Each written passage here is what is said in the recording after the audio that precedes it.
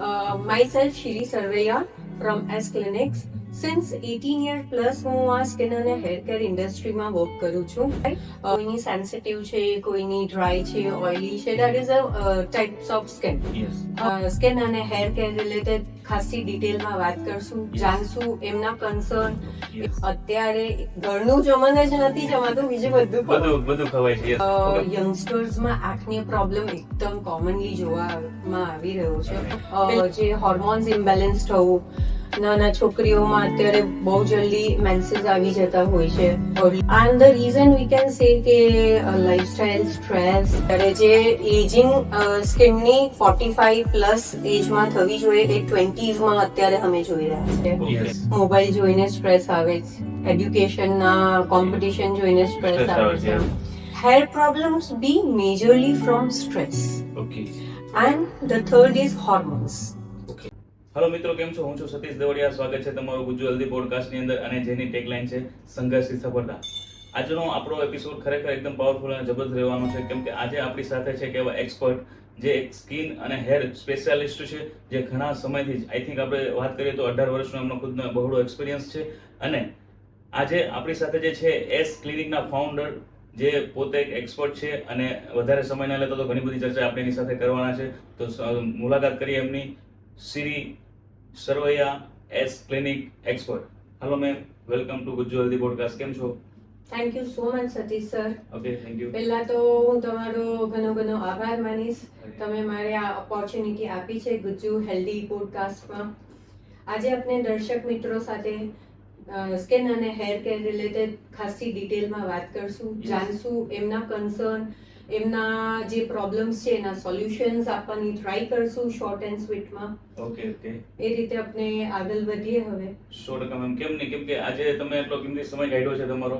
અને ઓલમોસ્ટ કેવું છે કે ઘણા બધા લોકો કંઈક ને કંઈક ઘણા બધા પ્રયાસો કરતા હોય છે, પણ ઘણી બધી એવી મિથ જે છે જે આજે આપણે ક્લિયરિટી કરવાના છે અને ઘણી બધી સાચી માહિતી આજે આપવાના છે. ઓકે મેમ, તો આપણે વધારે સમય ના લેતા પહેલા તો તમારો એક આપણા વ્યુઅર્સ જે પ્રેક્ષકો છે એનો તમારો પરિચય આપી દો. જી.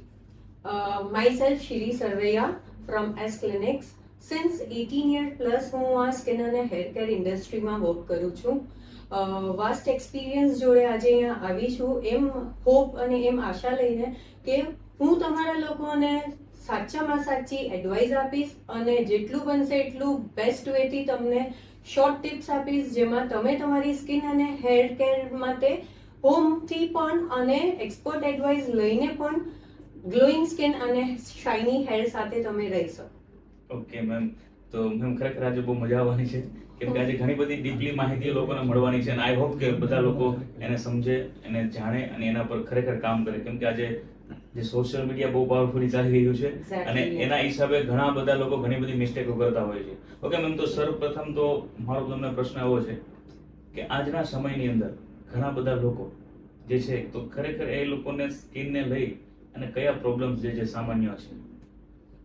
સી સતીશ સર, આપણે વાત કરીએ તો જનરલી અત્યારે કેવું છે, યંગસ્ટર્સમાં એક્ને પ્રોબ્લેમ એકદમ કોમનલી જોવામાં આવી રહ્યો છે. પહેલા એવું હતું કે ટીનેજર્સમાં વધારે હતું, પણ અત્યારે ચાઇલ્ડહુડથી જ 8-9 સ્ટાન્ડર્ડમાં આવવા પહેલા જ, ઇનફેક્ટ 8 years 10 years પહેલા જ એ લોકોને એક્નેઝનો પ્રોબ્લેમ સ્ટાર્ટ થઈ જાય છે.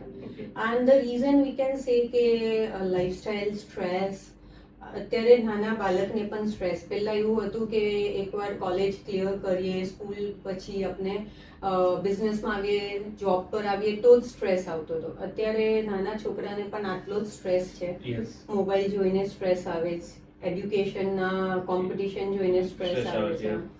તો એ બધાના લીધે અત્યારે ઘણા બધા પ્રોબ્લેમ સ્કિન અને હેરમાં એ લોકો ફેસ કરી રહ્યા છે. બીજો એક અર્લી એજિંગ છે, એ પણ બહુ ઇશ્યુ અત્યારે. જે એજિંગ સ્કિનની 45 પ્લસ એજમાં થવી જોઈએ એ 20s માં અત્યારે અમે જોઈ રહ્યા છે. So that is also the major factor of ageing માટે. Stress, lack of sleep, diet, gut health, આ બધી વસ્તુ ઘણી ઇમ્પોર્ટન્ટ છે. ઓકે, તો રિયલીમાં મેમ આ બધા જે પ્રોબ્લેમ્સ છે શાના હિસાબે થતા હોયા છે, અને બીજી વસ્તુ કે એનું ખરેખર સોલ્યુશન શું હોઈ શકે? યસ, જેમ કે મેં તમને કીધું એમ મેજર એક તો જેનેટિક ફેક્ટર છે. રાઈટ. એટલે એ તો જીન્સમાં જ આવ્યું છે. ઓકે બટ એમાં બી વેરિએશન એમ જોઈએ છે કે જીન્સમાં આવે છે ને એ સ્ટાર્ટ થવું જોઈએ 35-40 પર, યસ જે અર્લી એજમાં આવી આવી જાય જાય છે યસ છે. જેનેટિક છે, એટલે મારા ફાધરને હેર લોસ થયા હતા, એકને આવ્યા હતા, બધું એ સર્ટન એજ પર. બટ અત્યારે એ જ વસ્તુ 10 years બિફોર જોવાઈ રહી છે. ઓકે સો એ ડિફરન્સ આ જનરેશનમાં છે. બીજું આપણે એના લાઈફસ્ટાઈલ સ્ટ્રેસફુલ છે, એઝ આઈ સેડ બિફોર. એના લીધે સ્ટ્રેસના લીધે એ લોકોનું જે હોર્મોન્સ ઇમ્બેલેન્સ થવું, નાના છોકરીઓમાં અત્યારે બહુ જલ્દી મેન્સીસ આવી જતા હોય છે, અર્લી પ્યુબર્ટી થાય છે, પછી એ લોકોને આ હેરફોલ થતા જોવાય છે. એના મલ્ટિપલ રીઝન્સ છે.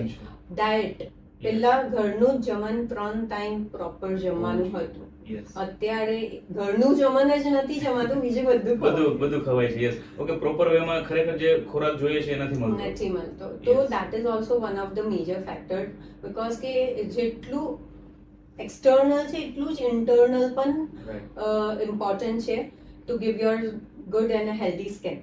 ઓકે તમે ઇન્ટરનલ ગટ્સ જેટલા ક્લીન રાખશો એટલી જ સ્કિન ગ્લો કરશે. Right so that is also one of the major. And the pollution, okay pollution અને સન એ પણ તમારી સ્કિનને આટલી જ ડેમેજ કરે છે. બરાબર સો એનાથી પણ પ્રોટેક્ટિવ રહેવું ઘણું ઇમ્પોર્ટન્ટ છે. ઓકે બહુ સાચી વાત કરી છે મેમ તમે કેમ કે ઓલમોસ્ટ જો અંદર તમારું સારું નહીં હોય તો બહાર તમે સારું રાખી શકવાના જ નથી. પછી બહાર ઘણી બધી વસ્તુઓ તમે યુઝ કરશો ટ્રાય કરશો પણ એ ખરેખર લોસ જવાનો છે. ઓકે હવે આપણે રૂટિનની વાત કરીએ કે જે ડેઈલી સ્કિન રૂટિન છે તો અત્યારના સમયની અંદર આપણે કઈ રીતે એવું ધ્યાન રાખી શકીએ, કેવી એવી ટિપ્સો છે કે જે ખરેખર આપણે ડેઈલી રૂટિનમાં એને યુઝ કરી શકે અને લોકો આપણા જે પ્રેક્ષકો છે એ ખરેખર એને ફોલો બી કરી શકે.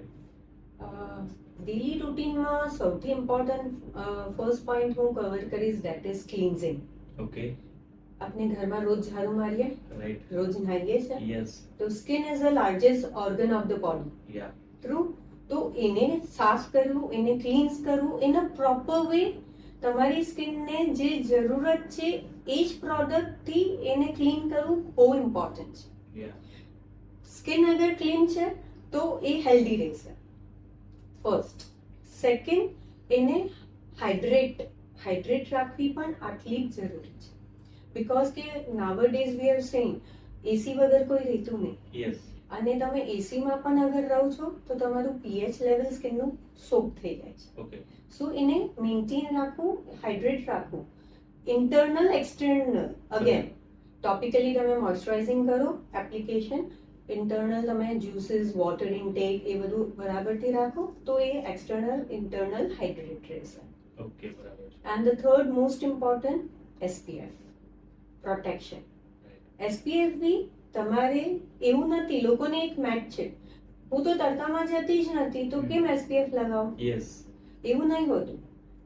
દિવસ થાય છે, સૂરજ ઉગે છે, ઘરમાં કિરણ આવે છે, યસ ઉજાસ થાય છે, રાઈટ એનો મતલબ કે કિરણ તો આવે જ છે અને એ ઘરમાં બી તમારી સ્કિનને ડેમેજ કરશે કરેક્ટ જ. છે યસ તો ઇન હાઉસ બી એસપીએફ એટલી જ રિક્વાયર્ડ હોય છે to okay give the protection.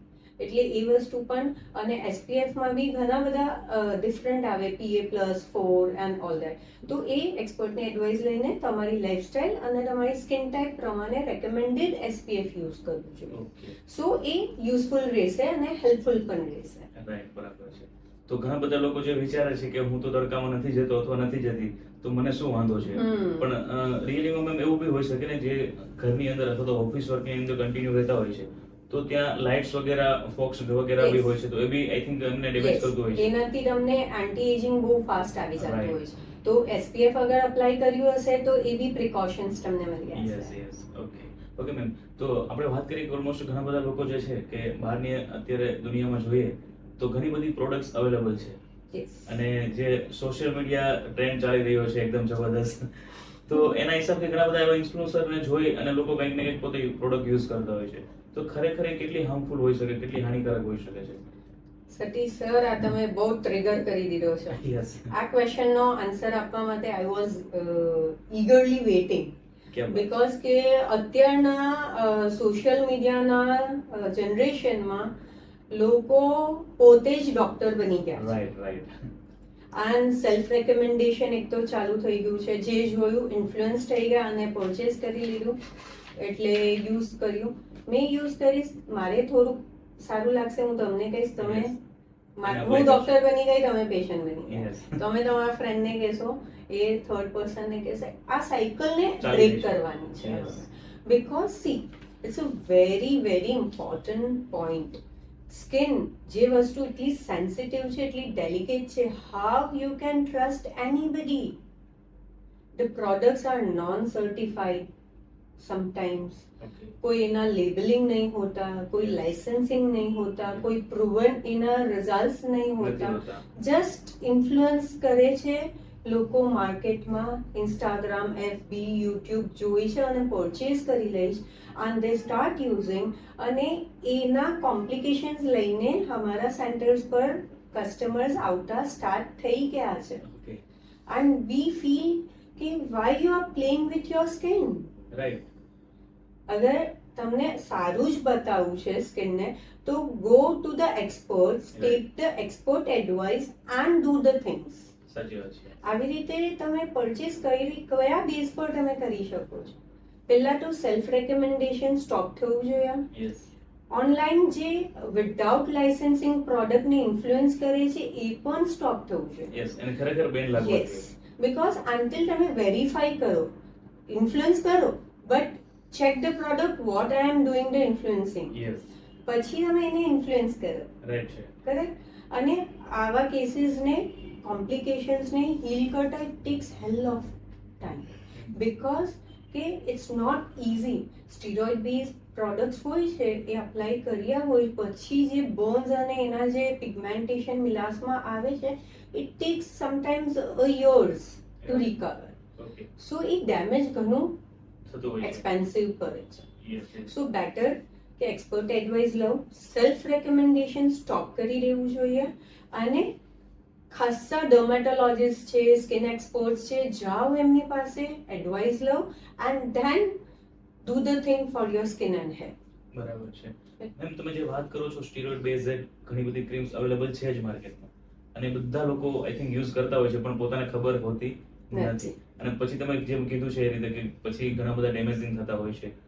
તો ખરેખર જે સ્ટીરોઇડ બેઝડ યુઝ કરે છે લોકો, એના માટે તમે શું કહેવા માંગો છો? અને બીજું કે જે ખરેખર વસ્તુ યુઝ કરે છે એ લોકોએ કયા સમયે એને એવોઇડ કરવી જોઈએ?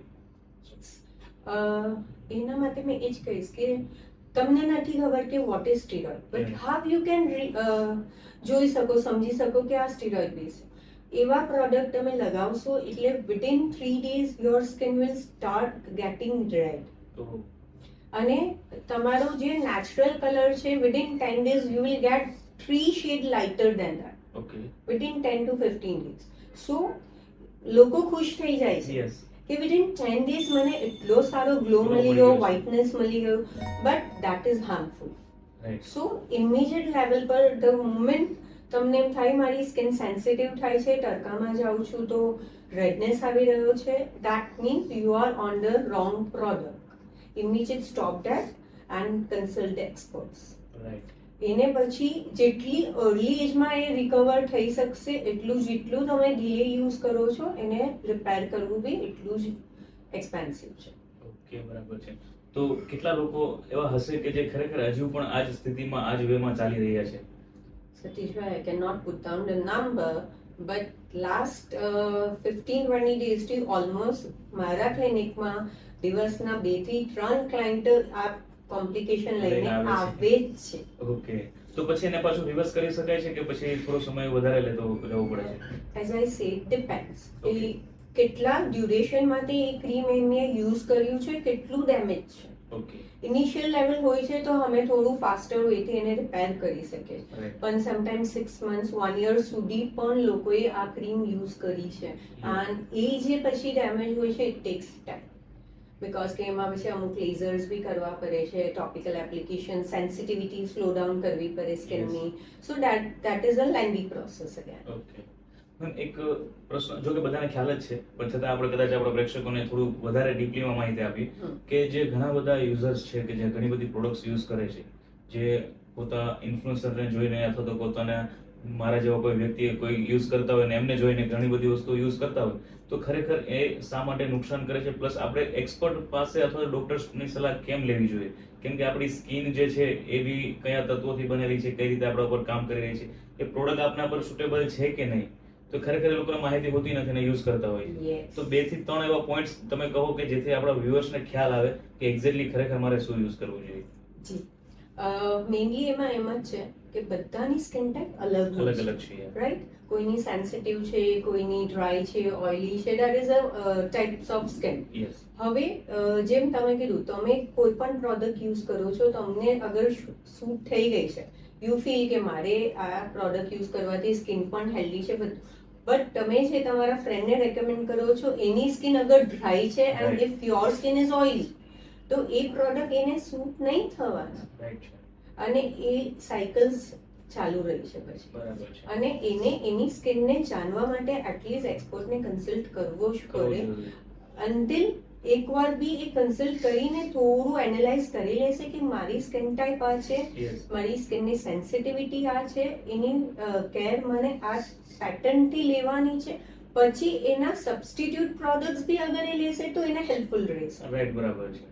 But until you don't know the skin type, તમે લાઈફમાં ક્યારે પણ કોઈ એક્સપર્ટ પાસે જઈને અગર કન્સલ્ટ નથી કર્યું, ચેકઅપ નથી કરાયું, તો how you know કે what is your skin type and then you are taking the experiments on your skin. Yes yes. Correct? અને ઘણી બધા લોકો આ જ રીતે કરે છે. તો ખરેખર પૂછવાનું તમને હતું કે ઓલમોસ્ટ વધારે પડતા મેજોરિટી લોકો આવી ભૂલ કરે છે.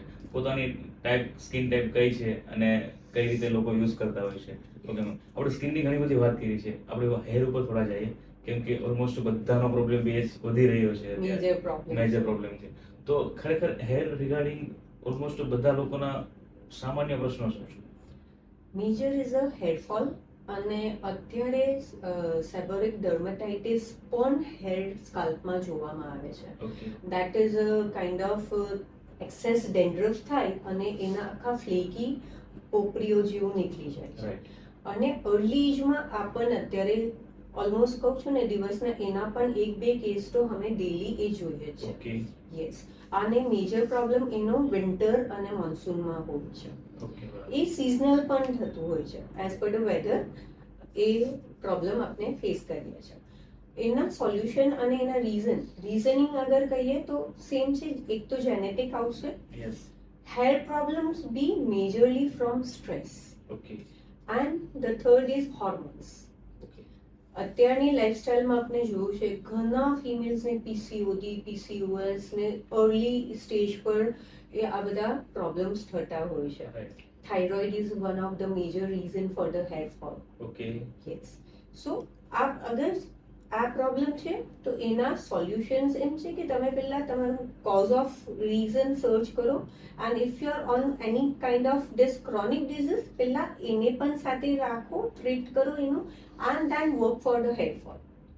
તો both together will give you the best results. Okay. If you avoid કે મને ક્રોનિક ડિઝીઝ કંઈ જ નથી અને ખાલી હેરફોલને ટાર્ગેટ કરશો તો ટેમ્પરરી રિઝલ્ટ્સ મળશે, બટ લોંગર ટર્મ તમને પાછું એ ટ્રિગર કરશે. Okay. So you have to cure the cause. Right. Until cause cure નહીં કરતા તો એ પરમનન્ટ સોલ્યુશન નહીં. રાઈટ, બરાબર છે. એટલે અને coming back to the dandruff બી અનહેલ્ધીનેસ.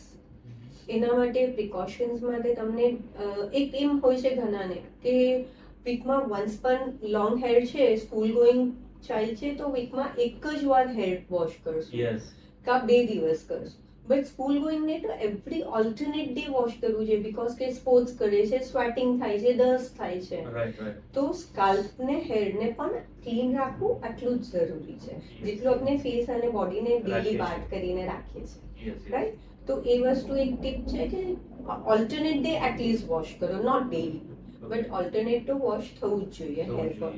Yes. And A hair fall control માટે ડાયટ, વિટામિન ડેફિશિયન્સી હોય છે, અત્યારનો ખોરાક જ અનહેલ્ધી છે, જંક ફૂડ જમવું છે Yes. બધાને, તો એના લીધે પણ deficiency of vitamins, minerals, and for hair mainly protein. Okay. Protein is very important for hair. So એ તમે ડાયટને પણ મેન્ટેન કરશો તો તમારા હેર ફોલમાં કંટ્રોલ થઈ જશે. યસ. તો અત્યારે મેમ જે આપણે વુમન્સની વાત કરીએ, જે લોકો છે, તો ખરેખર તમે જે વાત કરી કે જેમના હેર વોશ છે આઈ થિંક વીકમાં 1 થી 2 વખત જ કરતા હોય છે, તો ખરેખર એ લોકોએ એને થોડું એવોર્ડ કરીને થોડું ધ્યાન આપવું જોઈએ કે જે Yes. હેર કેર કરવા છે, રૂટીન હેર કેર, તો ખરેખર આ રીતે જ હોય છે કે તમે કીધું કદાચ આપણે હરરોજ ના કરી શકીએ તો ઓલ્ટરનેટ ડે આપણે કરી શકીએ છીએ, અને એ ખરેખર ધ્યાન રાખવું જોઈએ. ઓકે, તો તમે હેરની બી ઘણી બધી વાત કરી છે. એમાં એક વસ્તુ સોરી હું એડ કરીશ, ઓકે, ઓઇલિંગ. યસ, અત્યારે ફેશનના ચક્કરમાં Right, લોકોએ ઓઇલ કરવાનું પણ બંધ મૂકી કરી દીધું દીધું છે. છે. Yes, but at least if you don't like oiling કે ઓઇલી હેર લઈને બહાર નહીં જાઓ તો over the night yeah minimum 2-3 hours before Okay. Bath okay, oil કરવું જ જોઈએ. વિધાઉટ ઓઇલિંગ હેર વોશ કરો છો તો પણ બ્રેકેજ અને હેરફોલ થાય છે. So oiling is also very necessary. ચલો હું તમને આના માટે એક પ્રશ્ન પૂછું છું અને એનો તમારે સહી આન્સર આપવાનો છે, કે ઓલમોસ્ટ આપણા પ્રેક્ષકો કદાચ જોઈ રહ્યા હશે અને મેજોરિટી લોકો આ જ ભૂલ કરતા હોય છે.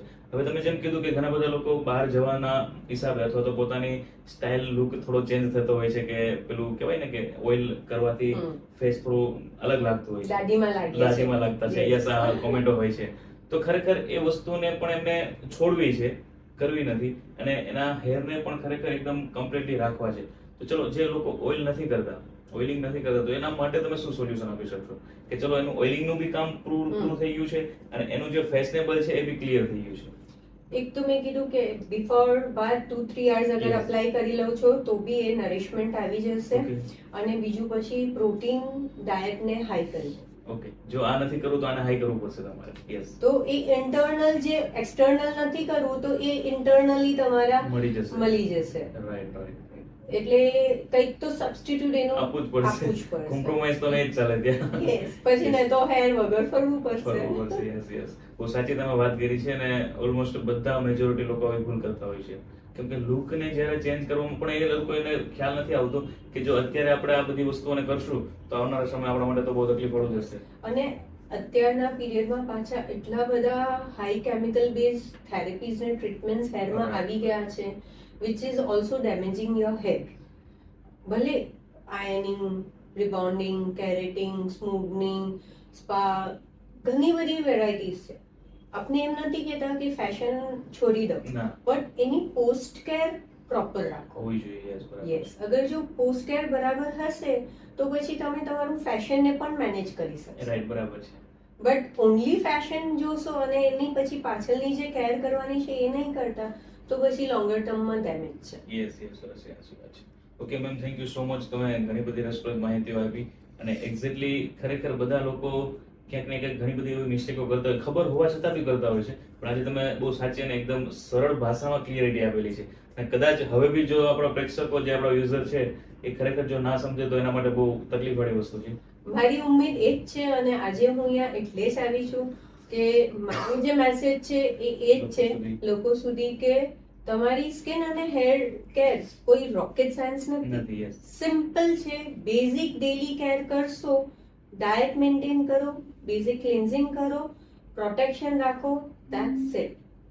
3-4 સ્ટેપમાં તમારું કમ્પ્લીટ થઈ જાય. ઓકે, જો આટલું ખાલી કરશે અને આજે મારા આવવાનો મકસદ કામયાબી જો થઈ ગયો યસ, તો I will be very much thankful two Gujju podcast. Thank you ma'am. ને ખરેખર આપણે એવું વિચારીએ કે ખરેખર કે આપણા પ્રેક્ષકો છે એમને આ બધી માહિતીઓ પોતે અપ્લાય કરવાનું ચાલુ કરી, કેમ કે શીખતા તો બધા લોકો હોય છે, પણ અપ્લાય કરવું બહુ મહત્વનું હોય છે. ઇમ્પ્લિમેન્ટેશન બહુ જરૂરી છે. યસ, અને આપણે એમને કહી શકીએ કે ખરેખર આનો યુઝ કરો તમે, અને પાવરફુલી અને એકદમ જબરદસ્ત સરળ ભાષામાં આપણે ટિપ્સ આપેલી છે.